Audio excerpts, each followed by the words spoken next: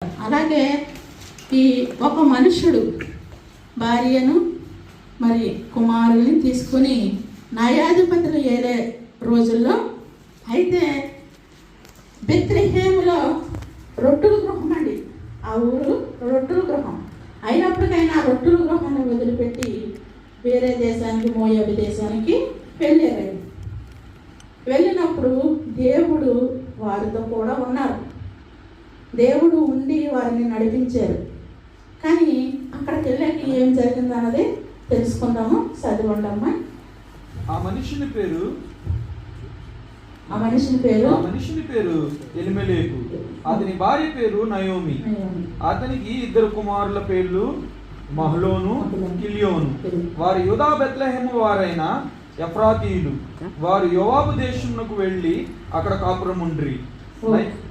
Okay అమ్మ, మరి ఆ దేశానికి వెళ్ళి వారు కాపురం అన్నారు. కాపురం అన్నప్పుడు బిడ్డలు ఇద్దరు కూడా కుమారులు అయినప్పుడు వారు ఎంత వయసు కూడా వచ్చింది. అయితే ఈ దేశాన్ని నుంచి వెళ్ళినప్పుడు వారు ఎంతో మరి ఘనముగా అంటే ఇద్దరు కుమారుని తీసుకుని వెళ్ళారు అక్కడికి. కానీ ఆ దేశం వెళ్ళినప్పుడు ఆ దేశంలోనూ మరి దేవుని నమ్ముకున్న వారు కాదు. ఆ విగ్రహారాధనకి అది సాదృశ్యం ఆ దేశం. అయితే అక్కడ మరి ఇద్దరు కూడా పెళ్లి చేసుకున్నట్టుగా కనపడుతుంది. అని చదవండి తమ్ముడు. నయోమి పెనిమిటి అయిన ఎలిమెలేకు చనిపోయిన తరువాత ఆమెయు ఆమె ఇద్దరు కుమారులు నిలిచి ఉండేది. వారు యోవాబు స్త్రీలను పెళ్లి చేసుకునివి. వారిలో ఒక దాని పేరు ఓర్ఫా, రెండవ దాని పేరు రూతు. అయితే అక్కడ వెళ్ళిన తర్వాత భర్త చనిపోయాడు. నయోమికి భర్త చనిపోయినప్పుడు ఇద్దరు కుమారులు ఉన్నారు కాబట్టి పెళ్లి చేయాలి కాబట్టి ఆ దేశం స్త్రీలని పెళ్లి చేసింది. అయితే ఆ దేశపు స్త్రీలు పెళ్లి చేసింది. కానీ ఆ దేశపు స్త్రీలు దేవుణ్ణి ఎరగనట్టు వారు, విగ్రహారాధకులు వారు, విగ్రహారాధన చేసేటువంటి వారు అయితే అప్పుడు ఈ నయోమి వారికి పెళ్లి చేసింది. కోడళ్ళలో కొడుకులు అందరూ బాగానే ఉన్నారు. 10 సంవత్సరాలు వారు అక్కడ నివసించారు. 10 సంవత్సరాలు బాగానే ఉన్నారు, నివసించిన తర్వాత ఇద్దరు కుమారులు కూడా చనిపోయారు. అయితే చనిపోయినప్పుడు ఈ ఓర్ప మన రూతమ్మ, అయితే రూతు ఓర్ప కూడా మరి అత్తనెత్తుకుని కొన్ని రోజులు ఉన్నప్పుడు ఈ నయోమి ఇంకా ఏమనుకుందంటే అప్పుడు ఈవిడికి జ్ఞాపకం వచ్చింది. ఏమని? బెత్లెహేము ఆశీర్వదించిన దేశం అది. ఆ దేశాన్ని వదిలిపెట్టి నేను ఈ దేశానికి వచ్చాను. ఈ దేశాన్ని వచ్చి నేను ఏమి సంపాదించాను? భర్తను పోగొట్టుకున్నాను, బిడ్డలను పోగొట్టుకున్నాను. అయితే మేము ఉన్నవారు ముగ్గురు కూడా ఎలా మిగిలిపోయాం? ఎదరంట్లుగా మిగిలిపోయామని ఆ బిడ్డకి ఎప్పుడు దేవుడు గుర్తొచ్చి మళ్ళీ ఈ దేశానికి తిరిగి వచ్చేటప్పుడు మాట్లాడుతుంది నయోమి అత్తగారు. చదవంతంలో వారు ఇంచుమించు 10 సంవత్సరములు అక్కడ నివసించిన తరువాత మహ్లోను, కిలియోను ఇద్దరును చనిపోయి కాగా ఆ స్త్రీ తన కనిన ఇద్దరు కుమారులను తన పెనిమిటి లేనిదాయను. వారికి ఆహారం ఇచ్చుటకు యెహోవా తన జనులకు దర్శనమిచ్చి ఆమె మోయాబు దేశంలో వినును గనుక మోయాబు దేశము విడిచి వెళ్ళుటకే ఆమెయు ఆమె కోడలు ప్రయాణమైంది. అయ్యారమ్మా. అయినప్పుడు అప్పుడు ఆవిడ మాట్లాడుతుంది ఏమనంటే, అప్పుడు ఆమె ఉన్న స్థలము నుండి ఆమెతో కూడా ఆమె ఇద్దరు కోడళ్లను బయలుదేరి యూదా దేశమునకు తిరిగిపోవాలని మార్గమును వెళ్ళిచుండగా నయోమి తన ఇద్దరు కోడళ్లను చూసి మీరు మీ తల్లి ఇండ్లకు తిరిగి వెళ్ళుడి. చనిపోయిన వారి ఎడలను నా ఎడలను మీరు దయ చూపినట్లు యెహోవా మీ ఎడల దయ చూపును గాక. సరిపోదు. అయితే అత్తగారు అయిన ఆ నయోమి ఏమన్నదంటే, వారు కోడళ్ళు యవన కాలంలో ఉన్న కోడళ్ళని తీసుకుని వెళ్ళడానికి ఆవిడకి ఇష్టపడలేదు. ఎందుకంటే వారికి బిడ్డలు కూడా లేరు. బిడ్డలు ఉంటే పోనీ ఆ బిడ్డలన్నింటికనే బతుకుతారు అనుకుంటాక లేదు. కానీ ఆవిడ చాలా ఆలోచన చేసింది. కానీ ఆవిడ ఆలోచన చేసి ఏమన్నదంటే, మీరు మళ్ళీ మీ పుట్టింటికి వెళ్ళిపోయి మీరు మీ ఇష్టం వచ్చినట్టుగా అంటే పెళ్ళిళ్ళు చేసుకుని మీరు బ్రతకండి, ఇంకా కొంతకాలం మీరు బ్రతకాలి కాబట్టి అని కోడళ్ళతో మాట్లాడింది నయోమి. మాట్లాడినప్పుడు అయితే ఆరు వెలిగెత్తి ఏడ్చారంట. చదువుతాము. అంతటా వారు ఎలుగెత్తి ఏడ్చి, ఎలుగెత్తి ఈ ఏడ్చి, ప్రజల యొద్దకు నీతో కూడా వచ్చదమని ఈ ప్రజల యొద్దకు నీతో కూడా వచ్చేదమని ఆమెతో చెప్పగా నయోమి నయోమి నా కుమార్తెలారా, నా కుమార్తెలారా, మీరు మరులుడి, మీరు మరులుడి, నాతో కూడా మీరు రానేలా మిమ్మల్ని పెళ్లి చేసుకొనుటకై మిమ్మల్ని పెళ్లి చేసుకుంటకై ఇంకా కుమారులు నా గర్భం నుందురా, నా కుమార్తెలారా తిరిగి వెళ్ళుడి. నేను పురుషునితో ఉన్న నేను ముసలిదానను, లేని ముసలిదానను, నాకు నమ్మిక కలదని చెప్పి ఈ రాత్రి పురుషునితో నుండి కుమారులను కనినను, వారు పెద్దవారగు వరకు వారి కొరకు మీరు కనిపెట్టుకొనుదురా, మీరు వారి కొరకు కనిపెట్టుకొని పురుషులు లేక ఒంటరి గత్తెలై ఉందిరా, నా కుమార్తెలారా అది కూడదు. యెహోవా నాకు విరోధి ఆయను. చూసారండి. అయితే అత్త అలా మాట్లాడినప్పుడు వీరు ఎలుగెత్తి ఏడ్చారు. ఆ నయోమి ఏమంటున్నదంటే మీరు విన్నారు, కానీ ఆమె వయసు లేనిదామె అయింది, ముసలదయ్యింది. అయితే నేను ఇప్పుడు కన్నా వారు బిడ్డలు ఎదిగే వరకు మీరు ఉండరు కాబట్టి, మీరు వయసులో ఉన్నారు కాబట్టి మీరు అంటే ఆవిడ ఎలాగ ఆలోచించిందంటే ఈ లోక తీరుగా ఒక తల్లిగా ఆలోచించింది. అయితే ఈ లోకంలో ఉన్న అత్తలు అలాగే ఉంటున్నారంటారా? కోడలు కూడా అలాగే ఉంటున్నారంటారా? లేదు.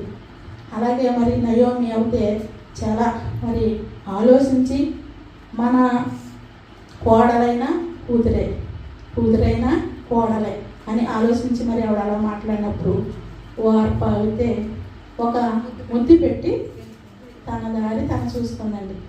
అయితే మరి ఈ మన రూతమ్మ అయితే చదువుతాము అక్కడి నుంచి.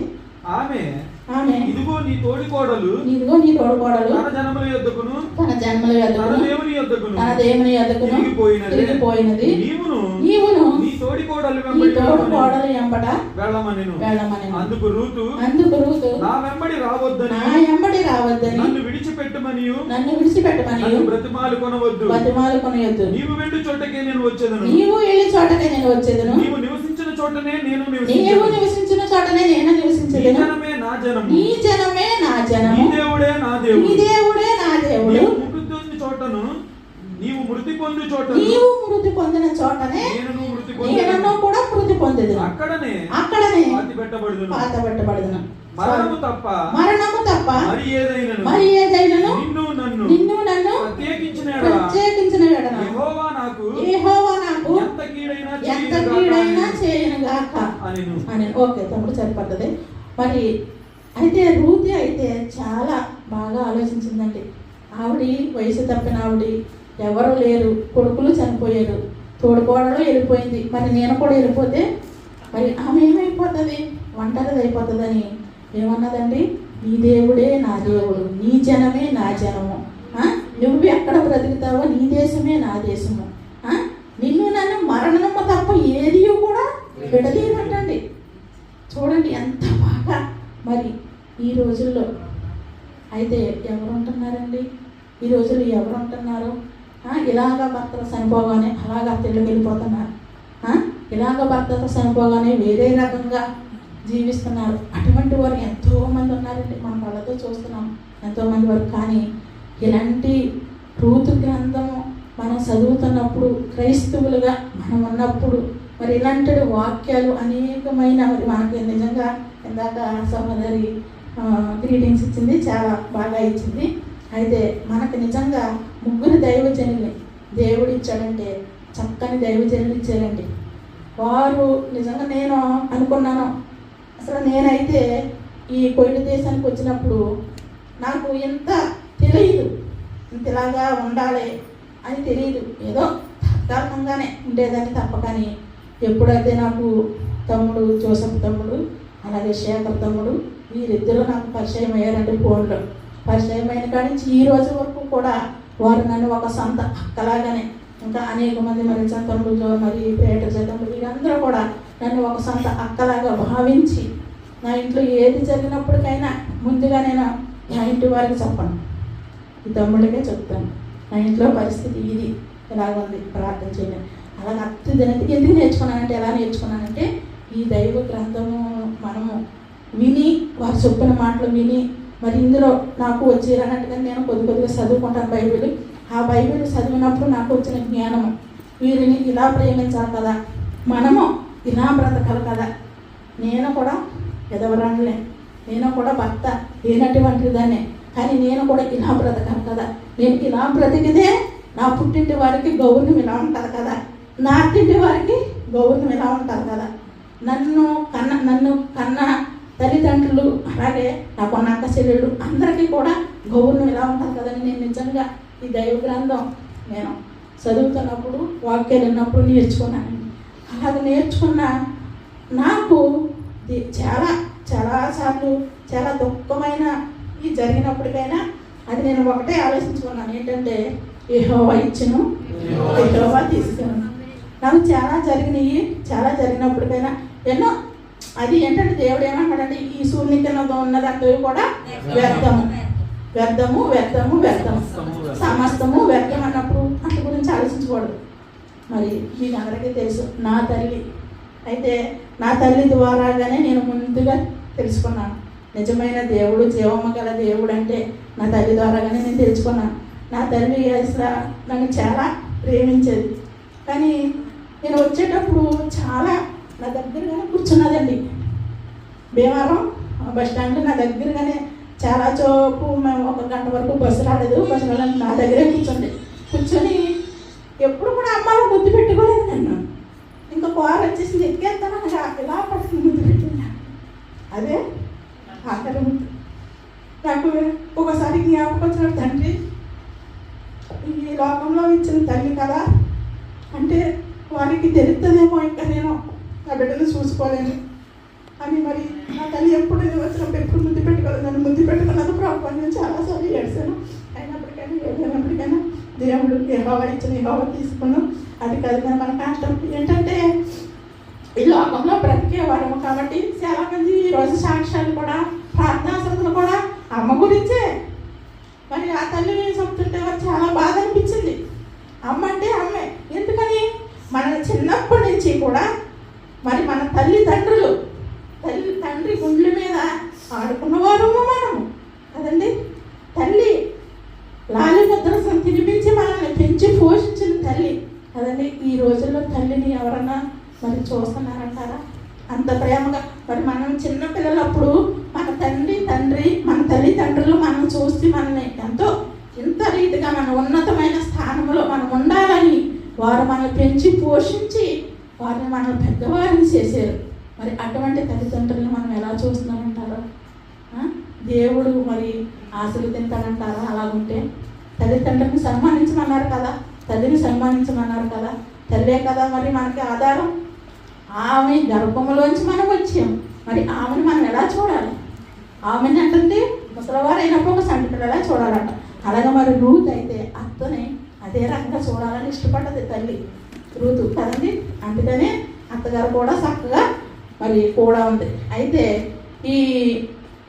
ఈ రూతు మరి వచ్చినప్పుడు ఆ దేశం నుంచి ఈ దేశం వచ్చినప్పుడు అయితే ఆమె నయోమియే కదా మరి వచ్చిందన్నప్పుడు నన్ను నయోమి అనొద్దు మారా అనండి అని నయోమి మాట్లాడింది. ఎందుకని?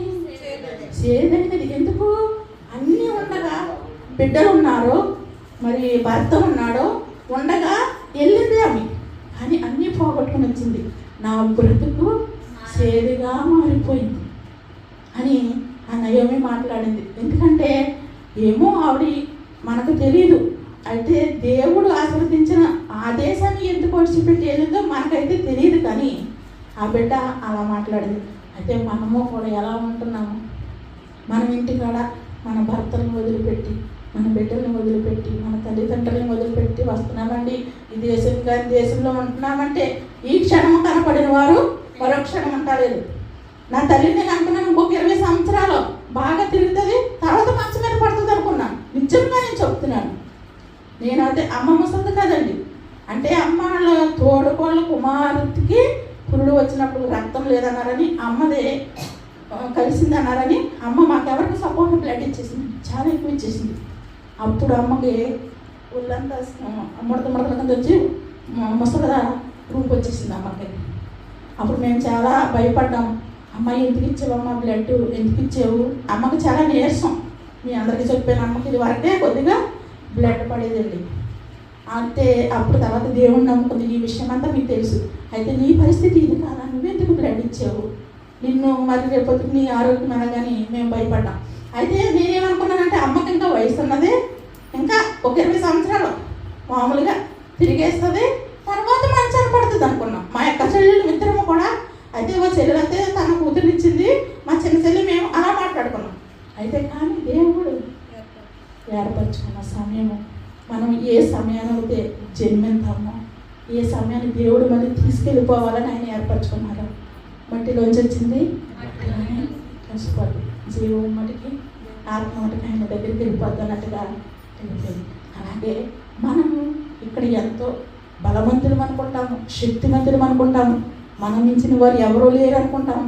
మనం బ్రతుకుతున్న మన ఊపిరి పుట్టి ఆవిరి వంటిది, ఆవిరి వంటి జీవితం. ఈ క్షణాన్ని మనం ఎలా ఉన్నాము, మరో క్షణాన్ని ఎలా ఉంటామో మనకు తెలియదు. అలాంటప్పుడు మనం ఎంతో భయభక్తులు కలిగి ఈ రూతు వలె మనం భయభక్తులు కలిగి జీవించాలి. అలాగే దేవుడిని వెంబడించినప్పుడు దేవుడు కార్యాలు చేస్తాడు. అలాగేనమ్మా. మరి కొంచెం ఎడలకు చదువుతాముడు. ఎందుకంటే వచ్చినప్పుడు ఆ ఊరి వారందరూ వారి యొద్ద గుంపు కూడి వచ్చి, ఈమె నయోమి కదా అని అనుకొనిచుండగా, ఆమె సర్వశక్తులు నాకు చాలా దుఃఖము కలుగజేసిన కనుక నన్ను నయోమి అనక మారా అనుడి. నేను సమృద్ధి గల దానినై వెళ్తుని, నేను సమృద్ధి దానినై వెళ్తుని, యెహోవా నన్ను రిక్తురాలిగా తిరిగి రాజేసెను. యెహోవా నన్ను రిక్తురాలిగా తిరిగి రాజేసెను. మీరు నన్ను నయోమి అని పిలవనేలా, మీరు నన్ను నయోమి అని పిలవనేలా, యెహోవా నా మీద విరుద్ధముగా సాక్ష్యము పలికెను. సర్వశక్తుడు నన్ను బాధపరిచెను, నన్ను బాధపరిచెను అని వారితో చెప్పాను. నయోమియు ఆమెతో కూడా మోయాబీరాలైన రూతు అను ఆమె కోడలను మోయాబు దేశం నుండి తిరిగి వచ్చిరి. వారిద్దరూ ఈవుల కోత ఆరంభంలో బెత్లెహేము చేరిరి. అంటే కోత అంటేనమ్మా మన ఊరి కోత కదా, ఆ కోత సమయంలో అక్కడికి వచ్చారు. అయితే అక్కడికి వచ్చినట్టు మనం అందరం ఇది వరకు ఇదంతా విన్నదే ఏంటంటే మోయాబీ పొలంలోనికి వెళ్ళటము. అయితే బోయాజీ పొలంలోకి వెళ్ళటము. అయితే ఆయన దయ చూపించాడు. ఎలాగా, ఈ భర్త పొగట్టుకుని వచ్చింది కదా స్త్రీ అనేసి ఆ దయ చూపించాడు. అలాగే ఎలాగా రూతు అత్త మీద దయ చూపించింది. అయితే బోయాజ్ ఏమో రూతు మీద దయ చూపించాడు. అలాగే ఇంకా దయ చూపించిన వారు ఉన్నారు. ఏంటంటే అనేక మంది స్త్రీలు ఉన్నారు, కానీ స్త్రీల గురించి చెప్పను. ఎందుకంటే మన స్త్రీలందరికీ అవకాశం వస్తుంది కాబట్టి వారి గురించి నేను వివరించాలని అనుకుంటలేదు. ఏంటంటే చాలామంది అన్న మీద దయ చూపించాడు అంటే అలాగా ఒక్కొక్కరు అలా వదిలేసేస్తాను. ఆయన గురించి ఎవరైతున్నా అన్న మీద దయ చూపించాడు. అలాగే ఎవరో మరియమ్మ కాళ్ళు కడిగిందండి, కన్నీటితో కాళ్ళు కడిగింది కదా, మరియమ్మ మీద దయ చూపించాడండి, దయ చూపించాడు. అలాగే అనేక మంది మీద దేవాది దేవుడు దయ చూపించాడు. ఇప్పుడు మనము ఎలాగ ఎవరి మీద దయ చూపిస్తున్నాం కదా, దయ చూపించేవారిగా ఉన్నామంటారా? మన బ్రతుకులు మనయే, మన జీవితాలు మనయే. అయ్యో నేను నా భర్త బాగుంటే సరిపోద్ది, నా కుటుంబం బాగుంటే సరిపోద్ది అని అనుకుంటున్నాము. ఎలా ఉంటున్నాము? ఎదటి మనిషి మీద దయ చూపించేవారిగా మనం ఉండాలి. ఎదటి మనిషి మీద దయ చూపించేవారిగా ఉండాలి. అయితే చాలామంది కూడా వారు పనులు చక్కబెట్టుకునేటప్పుడు అయితే ఎవరి దగ్గర పొందుతారు కానీ సహాయము, ఎదట వారికి దయ చూపించరు. ఎలాగా? ఓర్పలేగా, ఓర్ప కదండి. ఆ ఓర్ప ఏం చేసింది? దయ చూపించలేదు అత్త మీద. అత్త ముసలిది కదా, అయ్యో నా అత్తని ఆ పక్కనున్న రూతునన్ను అడిగిందా? అడగలేదు. నువ్వు వచ్చేస్తావా, ఉంటావా, ఏం చేద్దాము, మన అత్తని ఏం చేద్దాం, మన అత్తని ఎలా వదిలిపెట్టేద్దామా, లేకపోతే మనతోటే ఉండి ఆవిడని పోషిందామా అని అడగలేదు. ఏం చేసింది? ఆవిడ దారి ఆవిడ చూసి వెళ్ళిపోయింది. అలాగే మనము కూడా చాలామందిము ఏం చేస్తామంటే మన దారులు మనమే చూసుకుంటాం తప్ప కానీ ఎదరవారికి సహాయం చేసేవారిగా ఉండలేము. అది కొంతమందికి మాత్రమే సాధ్యమవుతుంది, అందరికీ కూడా సాధ్యమవుతుంది. కానీ దేవాది దేవుడు ఎందుకంటే ఇవన్నీ లెక్కించాడు. మనము దేవుని ఎరిగిన వారము అలా ఉండకూడదు. మనకున్నంతలోనే సహాయం చేసేవారిగా ఉండాలి. దేవుడు అప్పుడు మనం ఆశీర్వదిస్తాడు. అలాగే తమ్ముడు కీర్తన గ్రంథం తమ్ముడు 128 చదవండి ఒకసారి. యెహోవా యందు భయభక్తులు కలిగి ఆయన త్రోవల యందు నడిచి వారందరూ ధన్యులు. నిశ్చయముగా నీవు నీ చేతుల కష్టార్జితమును అనుభవించదవు. చూడండి అమ్మా ఒకసారి అవుతాము. ఆయన ఏమంటాడంటే యెహోవా త్రోవల యందు భయభక్తులు కలిగి నడిచిన వారు ధన్యులంట. అయితే మనము ఆ చేతుల కష్టార్జితం కూడా మీరు అనుభవించుదురు, మీ బిడ్డలు అనుభవించుదురు గాక అని కూడా మాట్లాడతారు దేవుడు. అయితే మనం ఇక్కడికి వచ్చి 20 సంవత్సరాల నుంచి 30 సంవత్సరాల నుంచి 10 సంవత్సరాలు అలా ఎన్నో కొన్ని సంవత్సరాల నుంచి మనం కష్టపడుతున్నాం. కానీ మన చేతి కష్టార్జితము ఆశీర్వదించబడుతుందా? మనము ఆలోచన చేయాలి. ఏంటంటే ఇదే అని ఎవ్వరు కూడా అనుకోవద్దు. ఇది వేరే రకంగా నేను ఎవరి గురించి కూడా చెప్పట్లేదు. నేను కూడా మీలో ఒకదాన్ని. అవునా కదా? నాకు కష్టాలు ఉన్నాయి, నాకు బాధలు ఉన్నాయి. నాకు బాధలు లేవని ఇచ్చుకొని మోదించుకుని మాట్లాడేలాగా మనం ఉండకూడదు. మనందరము ఒకటే. అలాగేంటంటే ఇప్పుడు మనము అలాగే ఏమీ ఆశ్రదించబడతలేదు. ఇప్పుడు వచ్చాము బిడ్డను వదిలిపెట్టుకుని కష్టపడ్డదంతా శివ సంచులు వేసిన రూపాయి అయిపోతుంది. ఎందుకు అయిపోతుంది, దేనికి అయిపోతుంది అని కూడా మనము ఆలోచన చేసుకునే వారిగా ఉండాలి. ఇంకా తమ్ముడు చదువుతున్నా అదే వాక్యం. నీవు ధన్యుడవు, నీకు మేలు కలుగును. నీవు ధన్యుడవు, నీకు మేలు కలుగును. నీ లోకిట భార్య ఫలించు ద్రాక్షావళి వలె ఉండనట. ఒకసారి నాకు రాజు ఎలాగంటే నీ లోకిట భార్య ఫలించు ద్రాక్షావళి వలె ఉంటదంట నీ భార్య. అలాగే మన భర్తలు కూడానండి. భార్య ఇప్పుడు స్త్రీలకనే కాదు, దాన్ని ఎలా మనం పురమాయించుకున్నాం. అలాగే మన స్త్రీలు పురుషులు కూడా ఆరు దేవుణ్ణి కలిగి ఉంటే మరి ఫలిస్తారంట. లోగుడు అంటే ఇంట్లో మన ఇల్లుండి లోగుడు అంటే ఇది వర్క్ లోగులు ఉండి కాబట్టి అలాగే దేవుడు ఇందులో లభించాడు. మన ఇంట్లోనండి మన భార్య కావచ్చు, పిల్లలు కావచ్చు, లేకపోతే మన కుటుంబీకులు అందరూ కూడా ఫలించాలంటే ఆయన యందు భయభక్తులు కలిగి ఉండాలంట. యెహోవా యందు భయభక్తులు కలిగి ఉండాలంట. భయభక్తులు కలిగి ఉన్నప్పుడు ఆయన ఇలా ఫలించే ఈలో కూడా ఫలించే భార్యను నీకు ఇస్తాడో పెళ్ళాలైన వారికి, పెళ్ళాలైన స్త్రీలకి పురుషులు ఇస్తాడు. అవునా కదా? భయభక్తులు కలిగి మనం ఉండాలి. మనం లేనప్పుడు ఫలించం. చదువుసేనా నీ భోజనపు బల్ల చుట్టూ తమ్ముడు టైం అయినప్పుడు చెప్పండి, నేను మరి చెప్పుకుంటే వెళ్ళిపోతాను. చెప్పండి.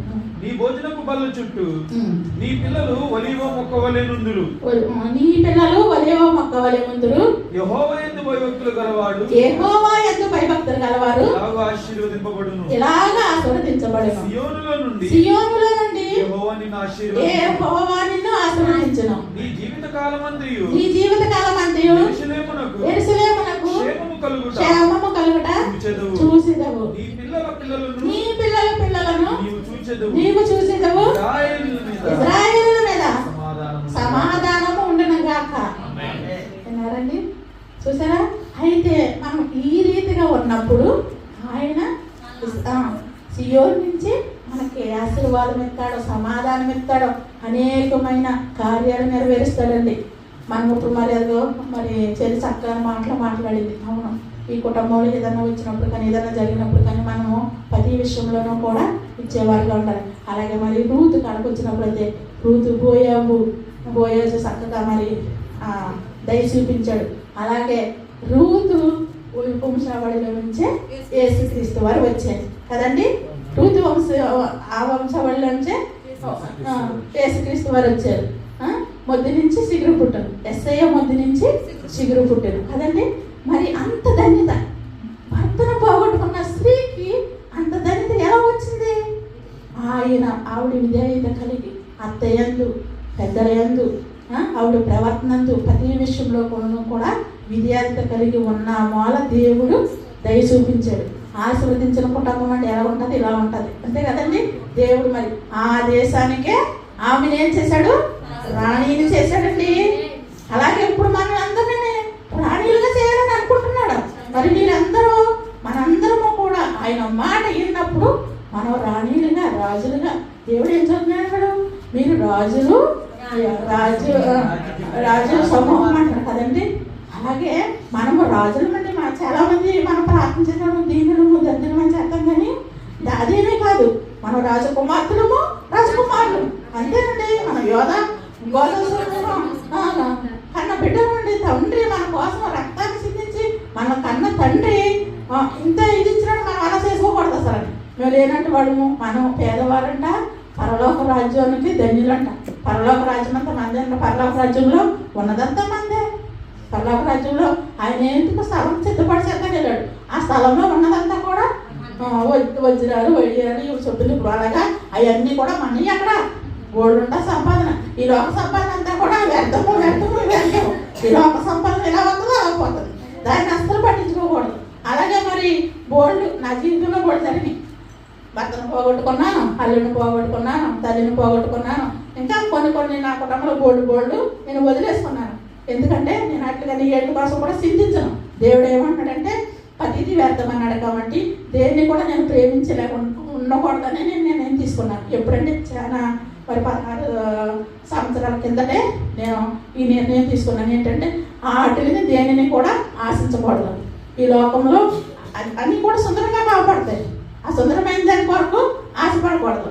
ఆశపడితే తర్వాత మనం పాతాళంలోకి వెళ్ళిపోతాం. అంతే కాబట్టి ప్రతి ఒక్కరము కూడా దేవుని యందు భయభక్తులు కలిగి జీవించేవారు కాబట్టి దాని దేవుడు దయచేయాలని మరి రూతు గారిని మనం తీసుకొని మరి ఆవిడ ఎలాగైతే దయ చూపించాడు దేవుడు, మనందరమే దయ చూపించలేక అటు కృప దేవుడు దయచేయదు కాక ఆమె ప్రార్థన చేస్తున్నాం.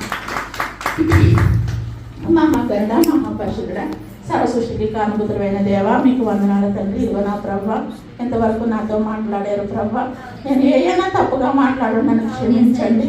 ఇదిగో నా ప్రభ ఇన్నవారిని కూడా ప్రభ వారు హృదయాల భద్రపరుచుకుని అవును ప్రభ మేము మీ అందరూ భయభక్తులు కలిగి జీవించాలి తండ్రి.